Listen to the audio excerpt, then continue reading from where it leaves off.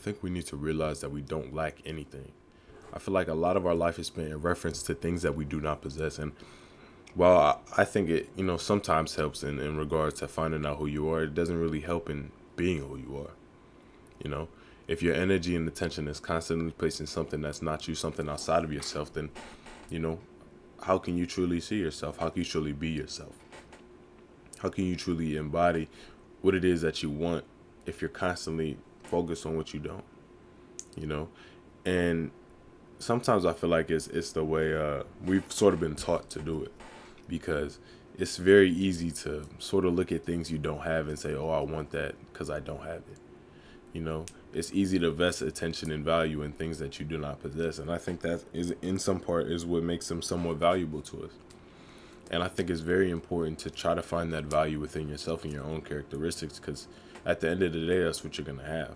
Whether or not you're being genuine or fake to yourself, it doesn't matter. Like, regardless of which, you're going to have a moment where you sit with yourself and you are reflective of your characteristics and who you are as a person.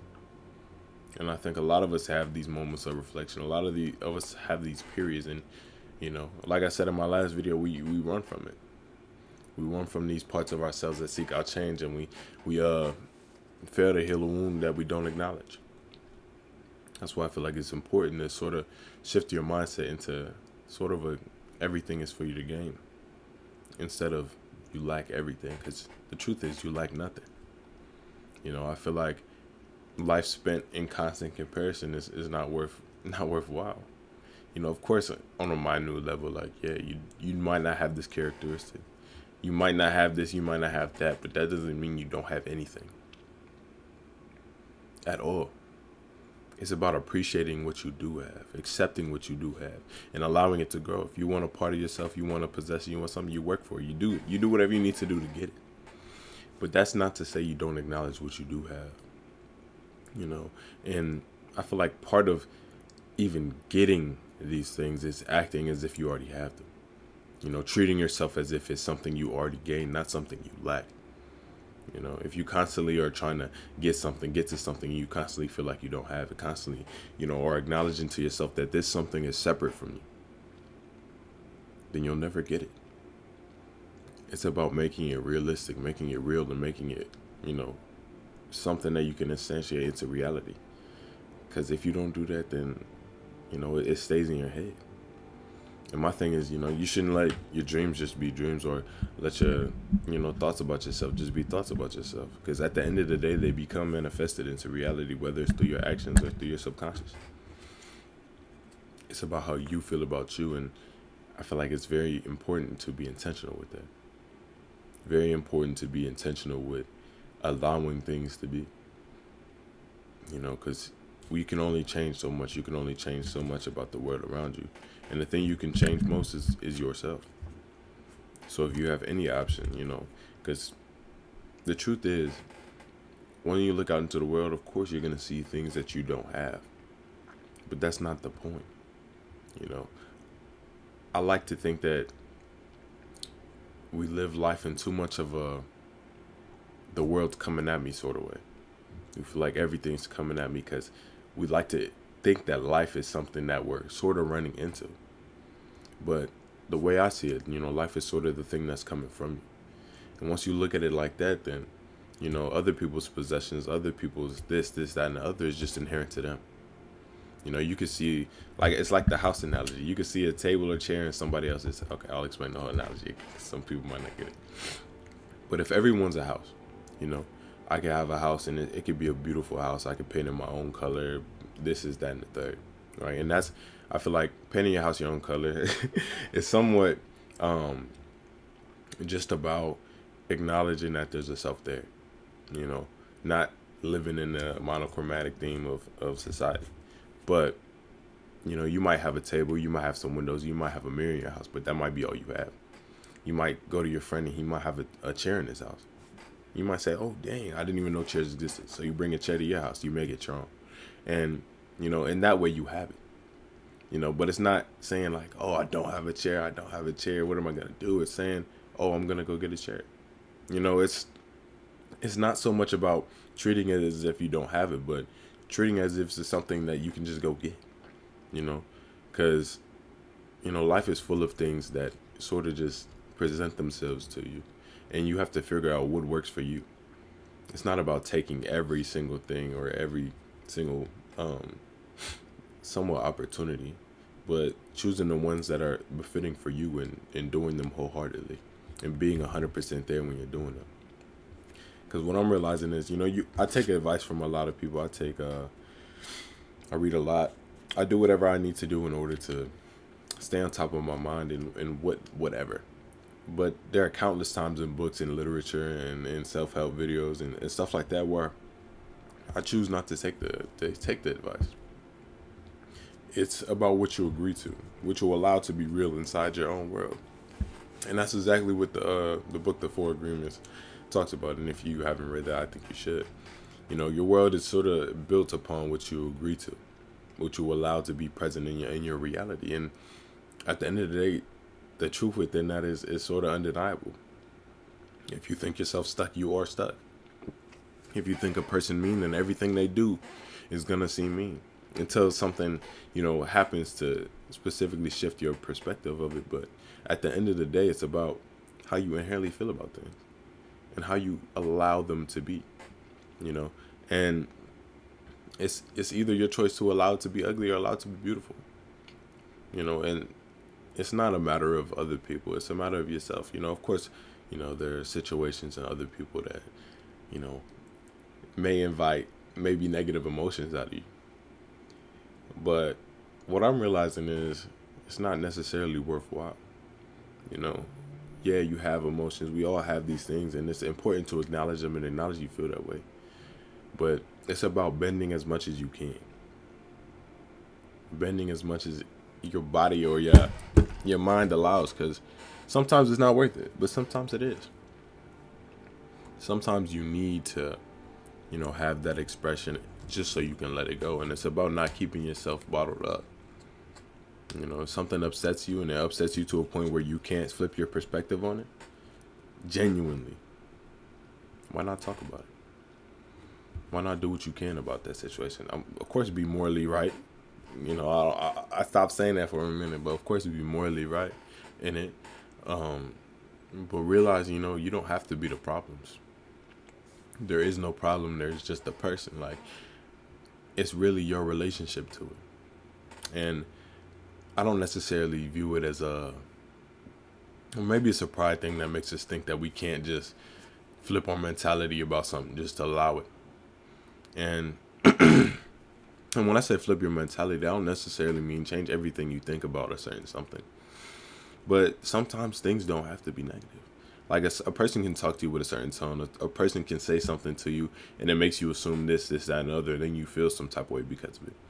But the entire time, your assumption is just based on maybe your own insecurity, maybe your own trauma, maybe your own on a relationship to a certain idea. And it has nothing to do with the other person. And once you come to realize that, once you come to accept those parts of yourself, then it becomes easier to sort of traverse in a world that, is sort of free from that sort of bias. Life is beautiful if you allow it to be. The world is beautiful if you allow it to be. And it just truly comes with realizing that it's sort of in your hands to allow things to be as they are. Any conflict in your life is conflict that you allow. And of course, some conflict you have to. There are issues with the world that I have to conflict with. It's just the way that things are. But all things that I can control in my day-to-day and in making life as good as I can make it for myself, I will do what I need to do. And sometimes that takes letting go. And sometimes it takes just taking a hit to the chin, but keeping it pushing. Because not everything has to be personal. Not everything has to be you. In a sense, you are everything, but that doesn't mean everything is you. Someone could be overtly mean. Somebody can be truly terrible. But that doesn't make you terrible just because you perceive it that way. It's about trusting your own judgment and having faith in yourself to be able to traverse the world we live in. It's a word that contains so much, but, I think we just fail to realize that we have so much to give to it. You know, we have so much to contribute as well. Like we have our own story, our own path, and it's sort of like similar to other people's paths in a way, but it truly allows us to be unique individuals. You know, and you know, as similar as we get, the more different we get. It's sort of the weirdest thing, but I'm kind of going off topic on a tangent. I think it's just important to allow things, to allow yourself. Give yourself freedom to sort of express yourself in any way you want. Not necessarily in a morally wrong way, but in a way that just allows you to feel like yourself. The more we feel like ourselves, the more we are able to see it, the more we can grasp it. And while I feel like the self is something that should be fluid, sometimes you need an instantiation. You know, sometimes that water that flows can be really gentle. Sometimes it can crash. You know, it's just about choosing when and where to do which. You know, sometimes you have to put yourself in a position where you have to have a solid form, but sometimes you have to be malleable. It's about choosing and knowing when to do each. And in my opinion, in the world we live in right now, you know, in our day-to-day interactions, especially where I'm at, I feel like it's more important to be malleable. It's more important to represent the embodiment rather than the expression, because, you know, there's already so much in the world that arises from our conflicts, especially our conflicts with ourselves, and most of them come from our ego, you know, our relationship to ourselves and how we think we are. And when something conflicts with that, of course we have a problem with it. I see beer coming in. But of course we have a problem with it because we feel like it sort of messes up some of our agreements with ourselves. And being fluid in a sense is having no agreement about yourself. Realizing that you can broaden your perspective to any height you so choose. You know, you can be exactly as you are, and you are exactly as you wish to be. At the end of the day, your change is governed by you, and if you don't take the necessary steps to do so, then you can't expect change to happen. But that's not to say, you know, be hard on yourself and treat yourself like, oh, you're not changing, you know, really get on yourself, because you're changing already. I think a lot of people don't realize that regardless of their intent with it, regardless of whether or not they're changing intentionally, they're going to change. You know, it's whether or not you can change in a positive way from these negative circumstances, or you change in a negative way from the negative circumstances. And it's just about having the knowledge of the choice. You know, some people do it naturally, some people don't. It's just important to understand which direction you're coming from, because in my past, I definitely had a negative reaction to negative stimulus. You know, I definitely had the world's against me, the world's coming at me, until I realized that life is coming from me. And once you come to that realization, you realize that beauty is something that, you know, exists all the time. It's just about having an open enough heart, open enough mind to see the beauty that sits in front of you. And that goes with people too. You don't realize how valuable everyone around you truly is until you open your eyes to it. How valuable each interaction, how valuable this is, that, and the other. And once you realize that, you'll want to be present. You'll want to be in the moment, because you realize it's more than just what you can control. It's what you can see. It's what you can hear. Not listen or analyze, but what you can see and hear. You know, things that are truly inherent to your present moment and truly inherent to the beauty that is you. Once you analyze it, it becomes jumbled up by the biases in your mind. Once you do this, that, and the other, then it becomes something that you can't. So I feel like at the end of the day, the most important thing we can do is be present and be with ourselves and realize that everything in this world is for us to gain. Whether or not you have something or you lack something, it's not important. You know, everything that you encounter, everything that you become immersed with is a blessing. I think we all just have to realize that. So if you made it this far in the video, thank you so much. It felt like I was going on a tangent. I don't really know. Y'all let me know in the comments if I cooked or not. But thank you so much. I really do appreciate all of y'all. I'm going out today. I'm recording my first podcast outdoors with my guys.